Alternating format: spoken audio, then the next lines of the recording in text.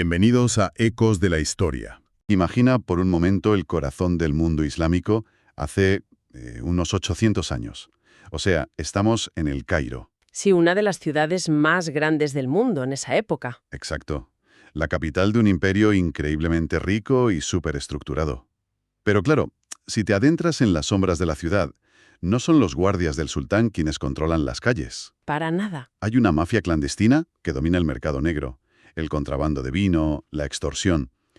Y lo más alucinante de todo, lo que de verdad te vuela la cabeza, es que los capos de esta mafia no son criminales locales. No, ¿qué va? Son prisioneros de guerra cristianos, o sea, soldados europeos que, en teoría, deberían estar encadenados trabajando como esclavos.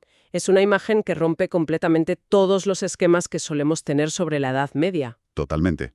Y fíjate, es solo la punta del iceberg de lo que realmente ocurría en aquella época. Pues bienvenidos a un nuevo análisis a fondo. Hoy tenemos una misión fascinante y, la verdad, muy clara. Vamos a desmentir por completo esa imagen tradicional, Esa visión tan romantizada, ¿no? sí, casi cinematográfica que solemos tener de las cruzadas.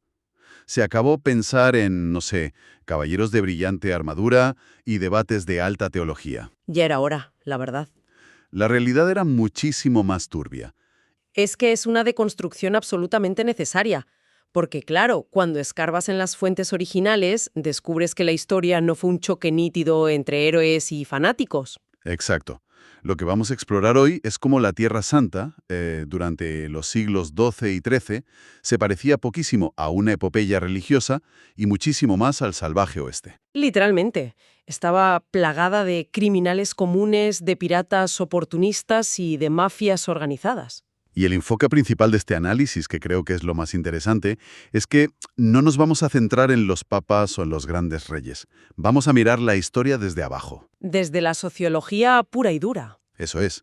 Vamos a examinar cómo fuerzas macroscópicas, que eran totalmente invisibles para la gente de a pie en aquella época, crearon el caldo de cultivo perfecto para la delincuencia generalizada. Porque entender esto no solo cambia cómo vemos la historia, sino cómo entendemos el propio comportamiento humano frente al caos.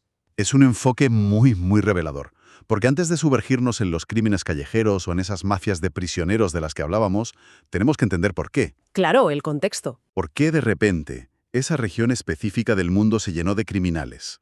Y la respuesta, por sorprendente que parezca, no tiene nada que ver con un repentino brote de fervor religioso. Todo empezó con el clima. Fueron cambios meteorológicos masivos. Sí. Vale, vamos a desgranar esto, porque pasar de un cambio en el clima a una ola de criminalidad internacional, pues a ver, requiere una buena explicación.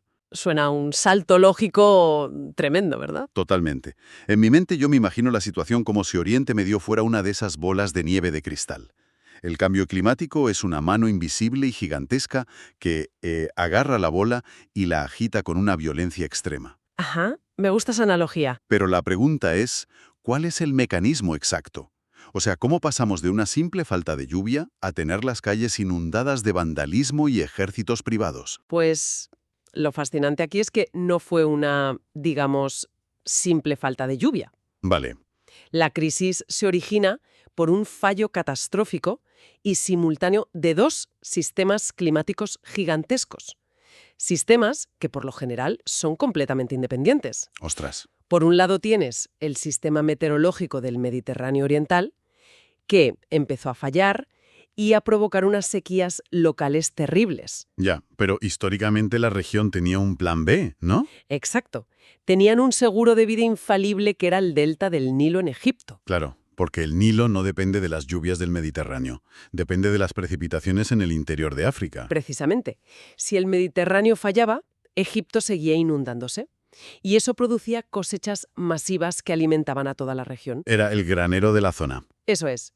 Pero sabemos que este seguro de vida colapsó gracias a los nilómetros. Espera, ¿nilómetros? Sí, eran unas estructuras de piedra antiquísimas diseñadas para medir cuantitativamente el nivel exacto del río Nilo cada año. Qué curioso. Y los registros de estos nilómetros muestran algo aterrador para esa época. Lo que antes era una sequía extrema que ocurría, no sé, quizás una vez cada 50 años, Que ya es bastante. pues pasó a registrarse cada 4 o 5 años. Madre mía. O sea, los dos sistemas climáticos colapsaron a la vez. Y eso significa una hambruna a una escala incomprensible. Pero aquí es donde me pierdo un poco con las fuentes. A ver. Los textos de Tip mencionan que esta catástrofe climática empujó a tribus nómadas de origen túrquico que venían desde las lejanas estepas euroasiáticas hacia Oriente Medio. Sí, así fue. Pero, ¿cómo conecta una sequía en el Mediterráneo y en el Nilo con unos nómadas que viven a miles de kilómetros en las estepas de Eurasia? Es que esa es la pieza clave del rompecabezas. Hay que entender que este cambio climático no fue solo local, fue una anomalía a nivel hemisférico. Ah, vale. Hablamos de un enfriamiento y una sequedad globales. En las estepas euroasiáticas, cuando los patrones de lluvia cambian y la temperatura baja, la hierba simplemente no crece. Claro, la estepa se seca. Y para las sociedades nómadas, que dependen absolutamente de los pastos para sus caballos y su ganado, la falta de hierba no es una molestia, es una sentencia de muerte. Ah, lo entiendo. O sea, no es que de repente decidieran hacer turismo militar. Es que si no hay pasto, los animales mueren, y si los animales mueren, ellos mueren. Exactamente. Esto provocó un efecto dominó brutal. Estas tribus se vieron obligadas a migrar hacia el sur y hacia el oeste en busca de supervivencia. Empujando a otras tribus en su camino, supongo. Constantemente. Cuando finalmente irrumpieron en Oriente Medio, no venían buscando una guerra santa, ¿eh? Huían de la inanición. Claro, pura desesperación. Y al llegar atacaron absolutamente a todo el que se cruzó en su camino. Les daba igual si eran sociedades sedentarias cristianas o musulmanas. Así que la reacción en cadena es clarísima. La base climática colapsa, los nómadas invaden por pura supervivencia y esta colisión desata una guerra crónica que dura, 200 años en la región. 200 años de inestabilidad constante, sí. Y volviendo a mi analogía de la bola de nieve, esa guerra perpetua es la que termina rompiendo el cristal. El conflicto actúa como un imán gigantesco. Totalmente. Un imán que atrae a hombres jóvenes, fuertemente armados y totalmente desarraigados desde lugares tan remotos como las costas de Irlanda o las fronteras de China. Y aquí, si conectamos esto con el panorama general de la criminología, la historia sociológica nos da una lección muy cruda. A ver. La demografía principal del crimen, en cualquier época y en cualquier lugar del mundo, son los hombres jóvenes. Tristemente, los datos lo confirman. Pues si agarras a decenas de miles de hombres jóvenes, los armas hasta los dientes, los pones en un estado de guerra perpetuo a miles de kilómetros de sus familias... Y sin nadie que les diga lo que tienen que hacer. Exacto, les quitas cualquier red social comunitaria que los censure o los controle. En ese escenario, la criminalidad extrema no es una anomalía, es el único resultado lógico y predecible. Claro, es que hay que imaginárselo. No estaban luchando en batallas campales épicas de película todos los días de la semana. ¿Qué va? La guerra es mucha espera. Habría meses o incluso años donde simplemente estaban allí, acampados, aburridos, con hambre y con espadas en la mano. Una bomba de relojería. Lo que me lleva a una duda enorme. Si tienes un entorno inundado de adolescentes, hambrientos, mercenarios y hombres armados buscando problemas constantemente, ¿cómo demonios mantenían el orden las autoridades locales? Pues de aquella manera. Porque he leído las notas sobre su sistema de justicia y francamente parece una obra de teatro muy macabra en lugar de un código penal. Es que lo era. Los historiadores a menudo lo definen como justicia de escaparate. Y el motivo de que fuera un teatro no era que fueran ignorantes, sino la economía más básica y despiadada. La falta de dinero, vamos. Imagínate los estados cruzados e incluso el riquísimo estado vecino de Egipto bajo el mando de Saladino destinaban aproximadamente el 95% de sus presupuestos a la supervivencia militar. ¡Ostras! 95%. Eso deja las arcas del Estado prácticamente vacías para la vida civil. Totalmente vacías. No había fondos para construir sistemas penitenciarios sofisticados, ni para mantener a un cuerpo de policía patrullando las calles. Ni para pagar a jueces. Exacto.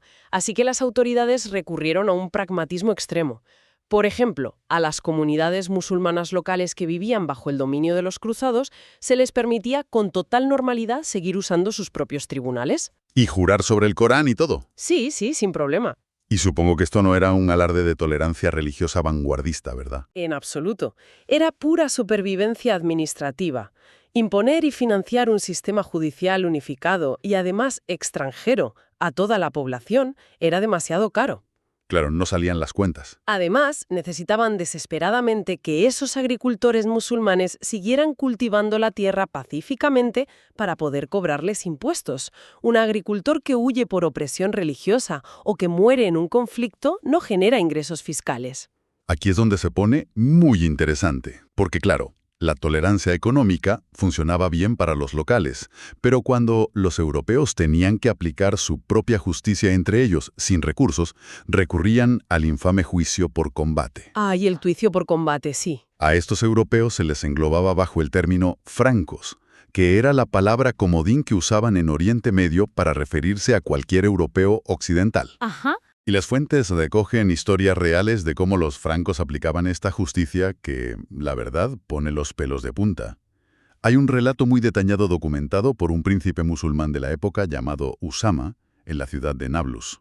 Es un caso tremendo. Ilustra perfectamente esa justicia de escaparate de la que hablábamos. Es que, Estela, resulta que ocurre un robo en la ciudad, y las autoridades acusan a un anciano musulmán de ser el cómplice.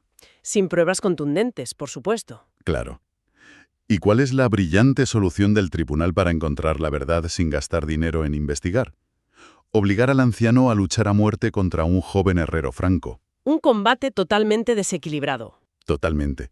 Las crónicas cuentan que, de hecho, ninguno de los dos quería luchar.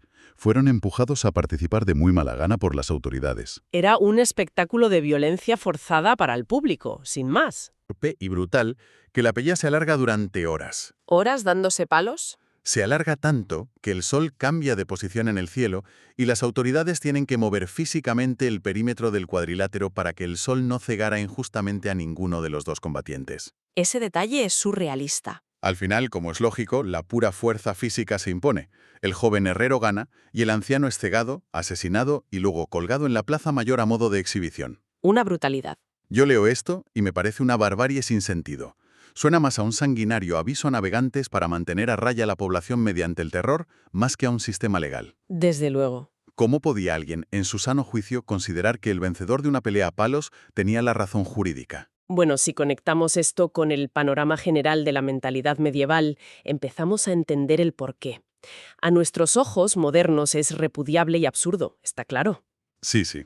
Pero dentro de la psique de la época, este sistema operaba bajo una lógica disuasoria y moral muy profunda.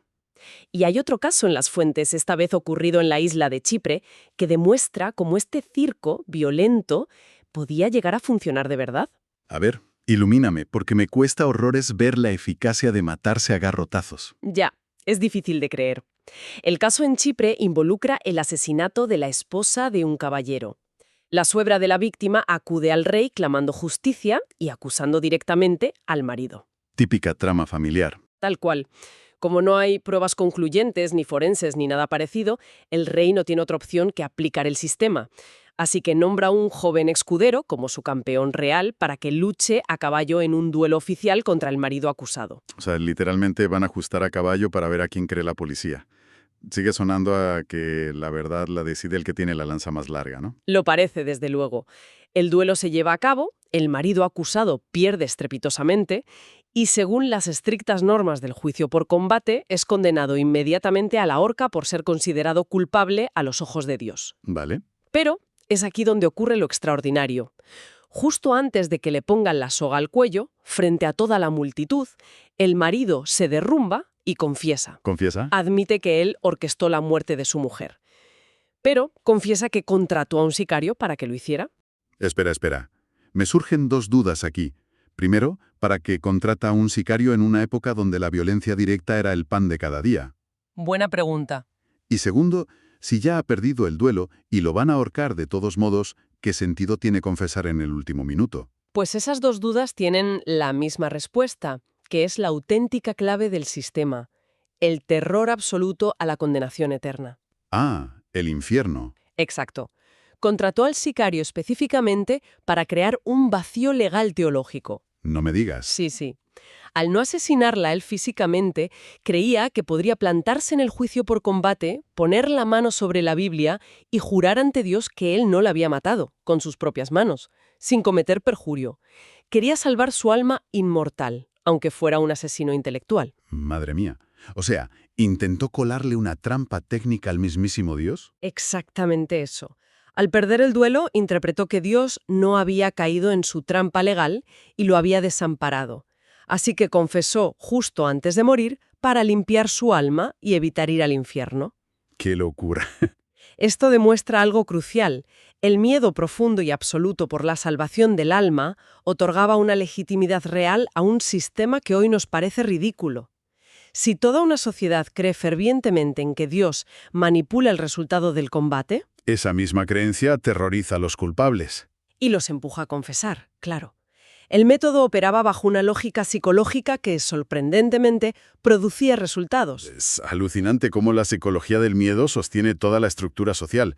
Pero claro, si este ahorro extremo de presupuesto resultaba en un teatro legal en tierra firme, lógicamente me pregunto qué pasaba en el mar. Uy, el mar. Esa es otra historia. Es que esto es vital. Los estados cruzados se llamaban a sí mismos outremer, que significa las tierras de ultramar.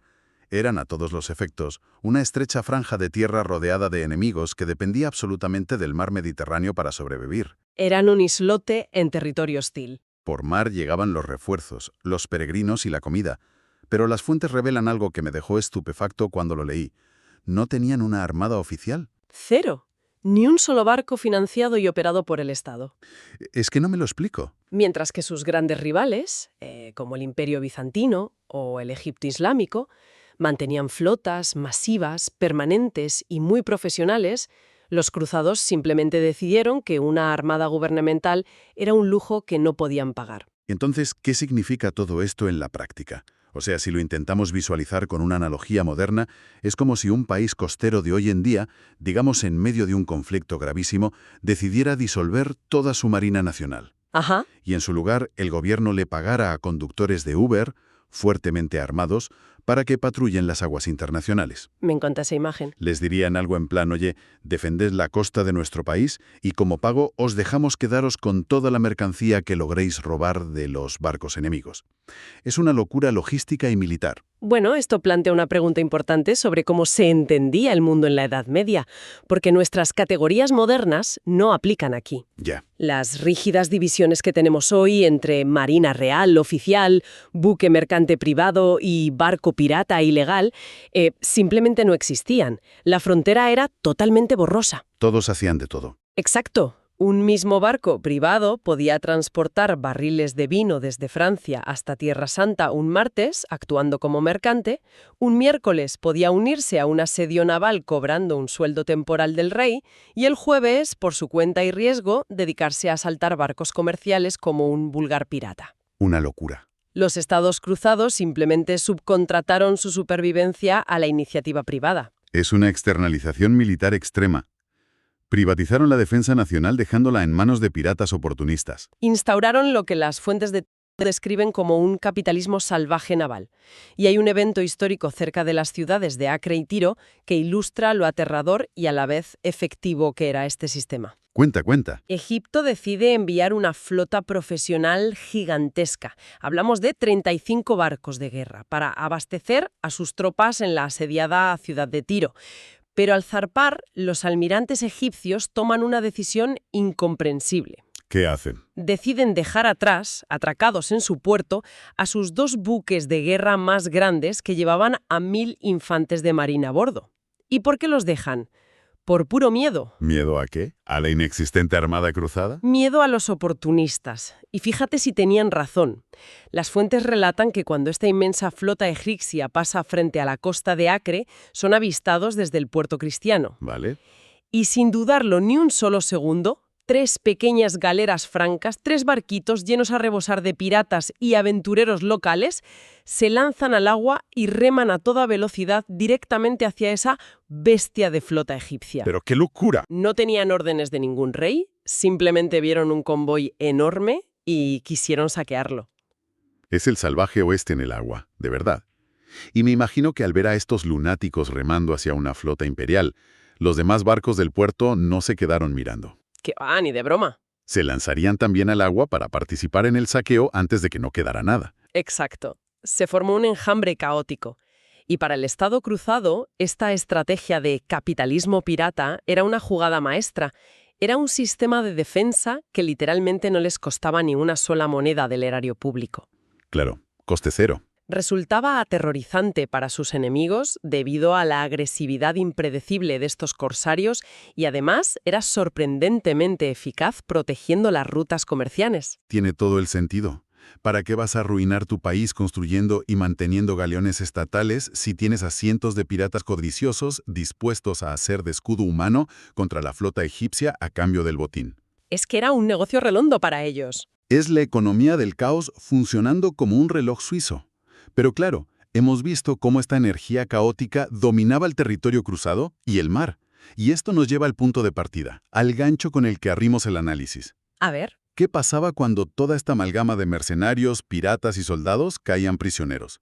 Porque cuando chocaban contra la maquinaria burocrática y riquísima del Estado de Egipto y eran capturados, uno pensaría que su historia de supervivencia terminaba ahí, pudriéndose en un calabozo. Pues ocurría todo lo contrario. Lejos de rendirse, esta gente demostró una capacidad de adaptación brutal. Es increíble. Simplemente exportaron su modelo de crimen organizado directamente a las entrañas del imperio enemigo. A las prisiones del Cairo. Según las notas que tenemos, estas enormes instalaciones carcelarias estaban diseñadas originalmente para albergar a soldados mamelucos rebeldes. Y hagamos un inciso rápido aquí. Sí, es importante. Los mamelucos eran unos poderosísimos soldados esclavos de élite que formaban la columna vertebral del ejército egipcio, por lo que sus prisiones eran fortalezas masivas, inexpugnables. Celdas de máxima seguridad. Pues bien, estas prisiones se empezaron a llenar de prisioneros de guerra cristianos, y no los encerraban un par de meses y ya. Hablamos de hombres retenidos entre 30 y 40 años, forzados a trabajar de sol a sol como mano de obra esclava en la construcción bajo un clima asfixiante. Pero aquí es donde vuelve a entrar en juego la limitación universal de los recursos, que afectaba incluso a un Estado tan rico como el egipcio. El gobierno tenía dinero para mantener las infraestructuras penitenciarias, sí, Sí. pero no podía permitirse el lujo de asignar un guardia personal que vigilara a cada uno de los miles de prisioneros las 24 horas del día mientras extraían piedra en las canteras o movían materiales por la ciudad. Así que al estar relativamente sueltos por las calles del Cairo trabajando todo el día, se empezaron a mezclar con el entorno. Con total naturalidad. Las crónicas son fascinantes. Los prisioneros europeos comenzaron a dejarse barba para camuflarse mejor. Empezaron a relacionarse y acabaron casándose con mujeres de la extensa comunidad copta local. Que los coptos eran, y de hecho son, la minoría cristiana nativa de Egipto. Exacto. Y poco a poco, a lo largo de los años, estos prisioneros formaron su propio barrio franco dentro de la capital islámica. Un Estado dentro del Estado. Pero fíjate que no aprovecharon esta libertad parcial para montar panaderías o negocios humildes. Crearon un sindicato del crimen en toda regla, operando exactamente como una mafia moderna. Se adueñaron de los mercados ilícitos sin tapujos, empezaron a controlar sistemáticamente el contrabando de vino y establecieron redes de prostitución. Un momento. Tengo que interrumpirte de nuevo. Es que me resulta casi inverosímil. Ya, suena a ficción. ¿Cómo es humanamente posible que el Estado Islámico más poderoso, rico, burocrático y militarizado de la región permitiera que unos simples prisioneros de guerra europeos montaran una réplica medieval de la película Uno de los nuestros a escasos kilómetros del Palacio del Sultán? Es fuerte, sí. Es que los textos mencionan que sobornaban a funcionarios y que los burócratas corruptos no solo hacían la vista gorda, sino que emitían documentos y edictos oficiales protegiendo el monopolio criminal de los propios prisioneros. Literalmente les daban cobertura legal. ¿Qué lógica de Estado sostiene esto? Pues la lógica está en la hipocresía inherente a prácticamente cualquier sociedad altamente restrictiva a lo largo de la historia. Las sociedades que imponen reglas morales muy estrictas siempre, sin excepción, albergan deseos ocultos y demandas prohibidas. Claro, lo prohibido atrae. En este caso, el consumo de alcohol en una sociedad islámica medieval estaba estrictamente prohibido para la mayoría, aunque la comunidad cristiana copta sí tenía cierta tolerancia legal para producir vino para sus propios rituales. Ah, ahí está el agujero legal. Exacto.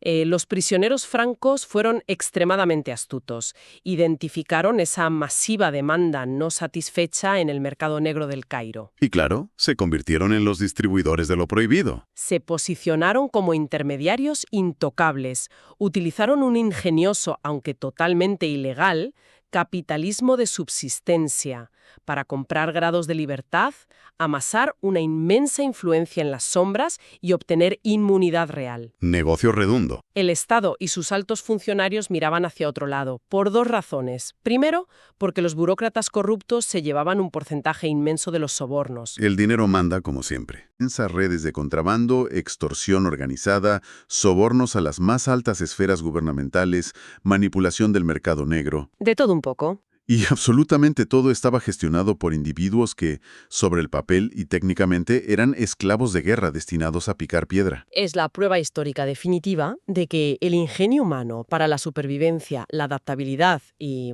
el oportunismo criminal no entienden de nacionalidades, de banderas ni de teologías. Cuando la supervivencia está en juego, las ideologías pasan a un segundo plano. Totalmente. Lo cual nos lleva a recapitular el inmenso y sorprendente viaje que hemos hecho hoy repasando estas fuentes. Al rascar la superficie de los textos históricos y alejarnos de los grandes reyes y las grandes batallas, vemos que la época de las cruzadas estuvo a años luz de ser únicamente un noble choque de civilizaciones o un debate de alta teología. Ni mucho menos. Fue una red enmarañada, compleja y muy, muy sucia de pura supervivencia humana. Hemos desgranado cómo funcionaba una economía de guerrilla, cómo se institucionalizó la piratería para salvar presupuestos estatales, Los conductores de Uber navales. esos mismos, y cómo el comportamiento humano más descarnado fue desatado, en su origen, por un factor que nadie en la Edad Media podía controlar ni comprender: los desastres climáticos a nivel macro. Y esto tiene una relevancia inmensa para cualquiera que intente comprender el mundo actual. Porque, claro, cuando analizamos las grandes crisis de nuestro presente, a menudo nos obsesionamos con las declaraciones de los políticos, las ideologías de turno o los eventos mediáticos. Nos quedamos en la superficie. Pero sistemáticamente ignoramos cómo los grandes cambios sistémicos, como la economía global o el clima, actúan de forma silenciosa. Son fuerzas que moldean de manera implacable el comportamiento cotidiano y empujan invisiblemente a las personas hacia la economía sumergida, la migración o la delincuencia a nivel local. Exactamente. La mano invisible que agita la bola de nieve y nos obliga a movernos a todos, lo cual nos deja con una última idea bastante provocativa para darle vueltas una vez que terminemos este análisis. A ver, Hemos visto claramente cómo, hace 800 años, una severa crisis climática en el Mediterráneo y en el Nilo alteró por completo el equilibrio, desatando 2 siglos ininterrumpidos de crimen internacional, forzando la creación de flotas piratas improvisadas y dando a luz a mafias culturales híbridas en el corazón de Oriente Medio. una reacción en cadena imparable. Viendo cómo nuestro propio clima está alterando los mapas de recursos agrícolas, de agua y de habitabilidad en este mismo instante a nivel global, pues cabe preguntarse seriamente una cosa: ¿cómo la alteración de las fronteras climáticas en nuestro presente podría estar ya, en secreto, reescribiendo el mapa del mundo criminal y geopolítico del futuro? Da mucho que pensar. Es, sin duda, algo para reflexionar profundamente la próxima vez que empiece a llover o, que deje de hacerlo. Gracias por escuchar Ecos de la Historia. Si te ha gustado, suscríbete y comparte. Hasta el próximo encuentro.